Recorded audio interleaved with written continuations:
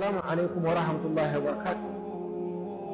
Ina kira ga 'yan uwana musulmai baki daya da kuma almajirai, ɗalibai da duk wani mai takama da shi masoyin manzon Allah ne, da mu ji tsoron Allah. Harkar addini ba harkar son rayuwa ba ce. Mu cire son rai a cikin addini, mu cire siyasa a cikin addini.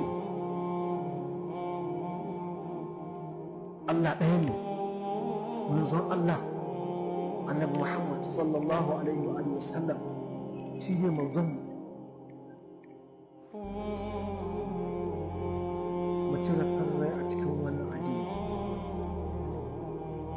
Idan malamin ka yayi ba daidai ba, ko kuma idan malamin ka yayi suka ga janabin manzon Allah, dan da kai da su mu tare mu kare martabar manzon Allah.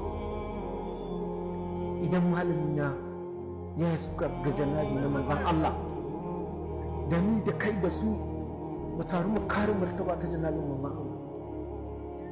Malamin ka bai kai manzan Allah ba, bai kai manzan Allah ba, ba zai kai manzan Allah ba.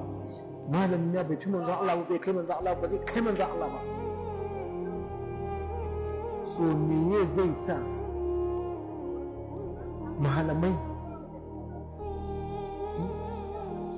a samu wani malami daga cikin naka ko nawa ya batanci ga janabin manzon Allah, wai saboda nawa ne zan ba shi kariya, ko kuma saboda naka ne za ka ba shi kariya?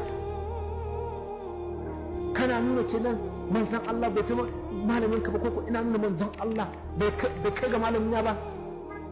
To idan dai har muna takamar mu masoya manzon Allah ne, to dole ne sai mu wa manzon Allah aiki. Idan naka ya taba shi ma mu taru mu taba shi, idan nawa ya taba mu taru mu taba shi, mu kare janabin manzon Allah sallallahu alaihi wa sallam.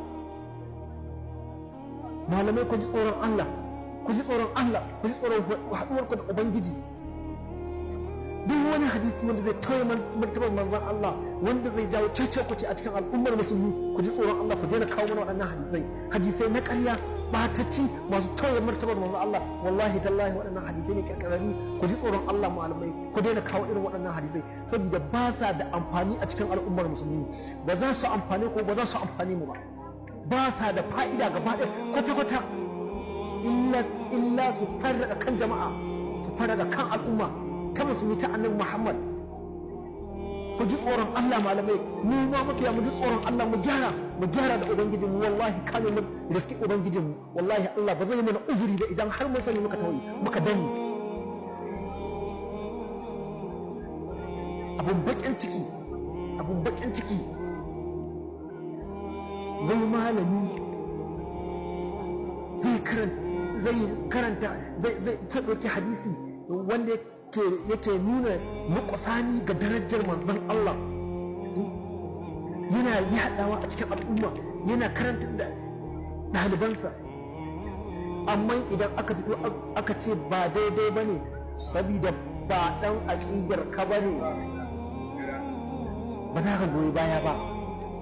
Saboda ɗan aƙidar ka ne za ka goya masa baya ya ta karanta da irin waɗannan hadisan, saboda ba ɗan aƙidar ka ba ne. Kai kuma za ka yi ƙoƙari duk yin astaghfirullah.